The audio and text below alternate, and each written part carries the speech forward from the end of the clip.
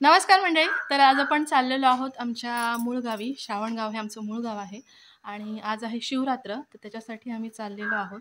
तिकडे असलेलं लिंगेश्वरचं मंदिर आणि त्या संबंधीच्या सगळ्या गोष्टी आजच्या व्हिडिओमध्ये तुम्हाला बघायला मिळतील. तर मंडळी सुरुवात मराठीतून मी केले, पण जास्त कम्फर्टेबल मालवणीत नव्हतं असं वाटलं, त्याच्यामुळे ह्याच्या पुढचा सगळं मी मालवणीतच बोलते. तर आम्ही असे सगळेजण मिळून जातो, तर त्याच्यामुळे आम्ही ट्रॅव्हलर करतो. 17-18 जण आम्ही होतो, एकत्र मिळून जातो, त्याच्यामुळे मोठी गाडी करून जातो. तर सगळ्यात शेवटी मी इले लॉक वगैरे करून आणि अहोनी माझ्यासाठी असं स्पेशल दरवाजे उघडल्याने आणि आम्ही निघालो.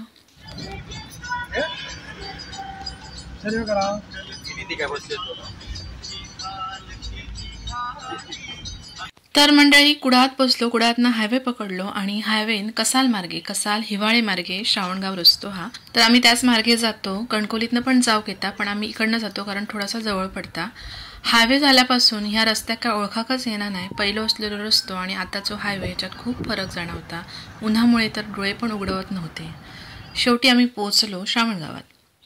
श्रावणगावात मूळ देवस्थान लिंगेश्वरकडे जाण्याच्या अगोदर आम्ही गेलेलो क्षेत्रपाल या देवस्थानाकडे. ते वाटेत ह्या रवळनाथाचा मंदिर हा, तिथे आम्ही नंतर येताना येलो. तर मंडळी श्रावण आमचा मूळ गाव असल्यामुळे वर्षातनं एकदा शिवरात्रीक आम्ही नक्की जातो. तर आत्ता आपण जिथे चाललो त्या क्षेत्रपाल या देवस्थानचा हा तर खूप आतमध्ये जंगलात हा गावाच्या टोकाशी असा आणि तिकडे एक छोटी वाडी हा परत जिका तळीवाडी असा म्हटला जाता. तर तिथे असलेला देवस्थान आणि तिथे असलेली तळी ही खूप महत्त्वाची हा, ऐतिहासिकदृष्ट्या तिका खूप महत्त्व हा आणि तिचं एक वैशिष्ट्य हा तर आम्ही तुमका सांगतालच असे. तर त्याच्या आधी आपण जाऊया पहिल्यांदा. हा चलिए. हा अरे करवंद लागली. वाव करवंद लागले नाहीत, फुलून हे झाली ती बघ. आता लागणार त्याला, दिसत लागले. हे का हे बघ नाही काय हे बघ असं तरी हो नुकती फुलतात.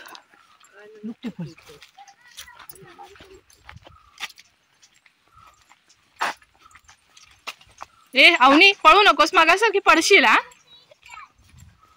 इकडे ये, माझ्याकडे थांब. हो हा पिऊया, थंड पाणी पण पिऊया. तू इकडे हात पकडून चालिये.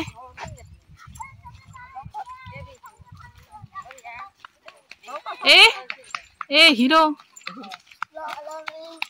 हे असं लावू नकोस, ते काढून टाक वरती. असं का असं लाव, नुसती घाल.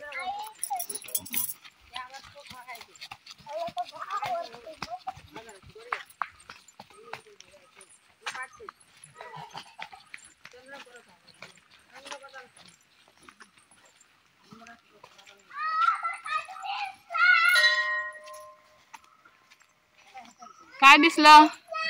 काय दिसलं? काजू दिसला? होय होय काजू पण लागले. हा होय देण्याचं.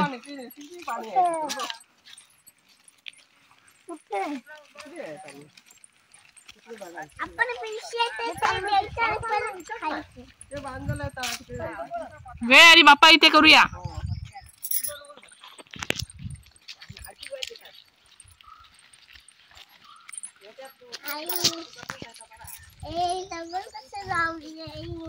चालत चालत जायला आपल्याला वाट.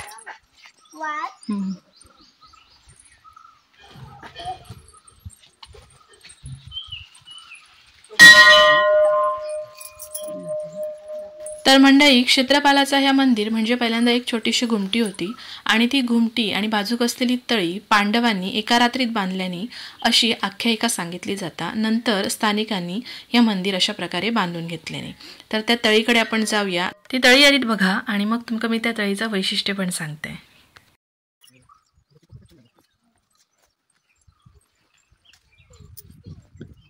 कुळीत नुकतो ह्या जाता हा यांचो ना, आमचं जोडून कडून झालो असं इतकं झालं ना. तर बरं आमचं खूपच बळावलेलो बघा. ठयखळा करता असतले हे बघा.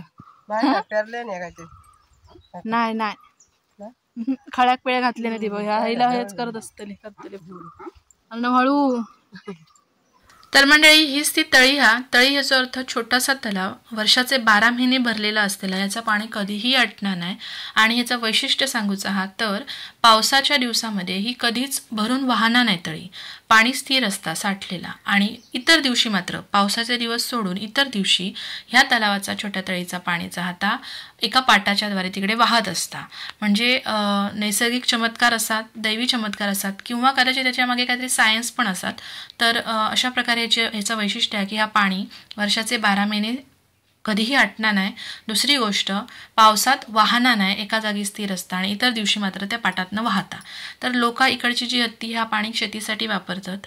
तसंच कोणीही या पाण्यामध्ये जर मांसाहार शिजवलं तर पाण्याचा रंग लाल होता असं इथली लोक सांगतात.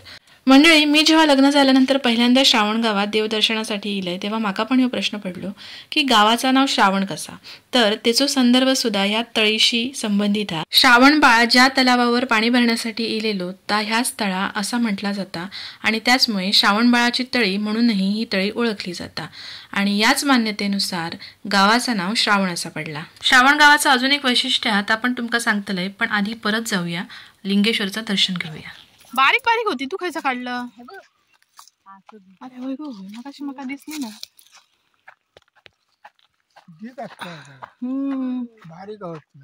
करवंदाखाली वाटेत येताना घराही बघितली अशी, आणि एक मनाकडे विचारिलो की कशी ही लोक राहतात ना इकडे आतमध्ये एवढ्या एका बाजूक. आमका ती वर्दळीत राहायची सवय झाली आहे, तर विचार येता आमका असा रवाचा लागला तर पागल होईत असो. तर आम्ही परत प्रॉपर गावात इलो, जो श्रावण गाव त्या ग्रामपंचायतीच्या इथे असलेल्या ह्या रवळनाथाच्या मंदिरामध्ये. तिथे पण दर्शन घेतलो, आणि तिथनं मूळ देवस्थानाकडे जिथे आम्ही जाणार होतो लिंगेश्वर मंदिर तिकडे जाऊन निघालो. क्षेत्रपाल देवस्थानाकडून परत मेन रस्त्यात गेलो. तिकडनं जरासा पुढे गेल्यानंतर अशाच पद्धतीने उजव्या वाटेक वळल्यानंतर लिंगेश्वर मंदिरा, श्रावणगावची ग्रामदैवता असलेल्या लिंगेश्वर या मंदिराचा इतिहास खूप जुनो हा. स्वयंभू आणि जागृत देवस्थान म्हणून या देवस्थानाचं नाव लौकिक सगळीकडे हा. श्रावण गावाचं अजून एक वैशिष्ट्य मी तुमका सांगतले असं म्हटलेलं आहे. तर त्या वैशिष्ट्य ह्या हा की या गावातील लोक एकतर शाकाहारी असत, दुसरी गोष्ट या गावामध्ये संध्याकाळच्या वेळी कोणीही रडणत नाही. जर ऐकल्यानंतर थोडीशी वेगळी वाटतं गोष्ट किंवा विश्वास बसणार नाही, पण ही गोष्ट खरी ह्या की या गावामध्ये संध्याकाळ झाल्यानंतर रडाक मनाई आहे. म्हणजे जर खूपच दुःख असला तरी सुद्धा लोक इकडे रडणत नाही, मोठमोठ्या आक्रोश करणं ही गोष्ट इथे होणार नाही संध्याकाळच्या वेळी. तर ह्या खूप एक वेगळी गोष्ट या गावासंदर्भातली असलेली, जी या गावाची ओळख झाल्यानंतर माका पण पहिल्यांदाच कळली. तर अशा ह्या श्रावण गावामध्ये आपण इलो, जो आमचा मूळ गाव हा. आणि तिथे असलेल्या लिंगेश्वर मंदिरामध्ये आज शिवरात्रोत्सव साजरा होता. शिवरात्री दिवशी इथे महापूजा असता सत्यनारायणाची, तसंच महाप्रसाद असता, आणि स्थानिकांची आणि इतर भजना वगैरे अशा प्रकारे कार्यक्रम असतात. तर आम्ही पण दरवर्षी जातो, दर्शन महाप्रसाद घेतो आणि निघतो. तर पहिल्यांदा आता मंदिरात जाऊया, दर्शन घेऊया.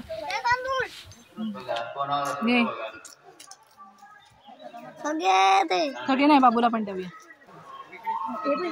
बाबा आहेत तिकडे जा, बाबा आहेत तिकडे चल, तिकडे का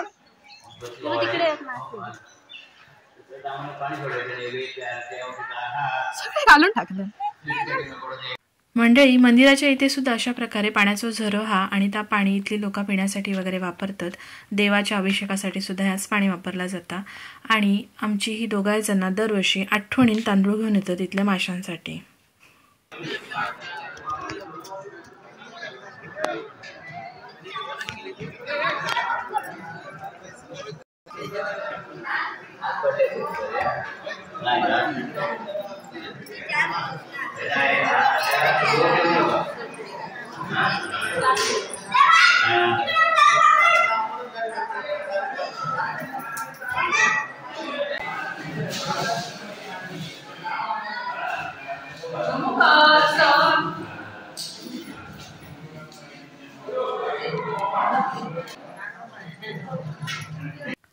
लिंगेश्वराचं दर्शन घेतल्यानंतर इलो भावई आणि भगवतीची ओटी भरूक. भावई भगवतीची ओटी भरून आशीर्वाद घेतले, आणि थोड्याच वेळानंतर पूजा झाली आणि गेलो आरतीसाठी.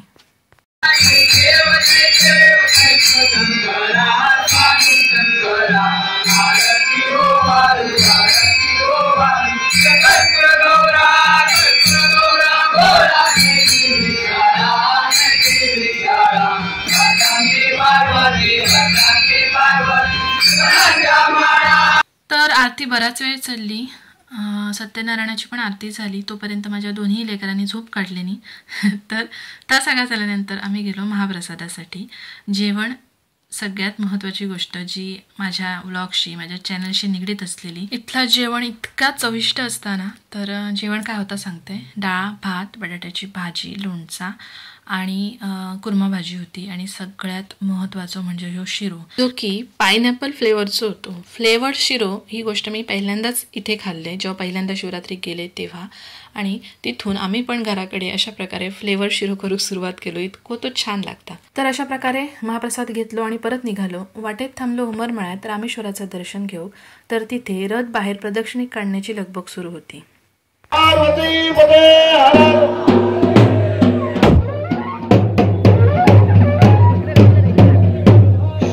हर शिव हर सांब सदा शिव.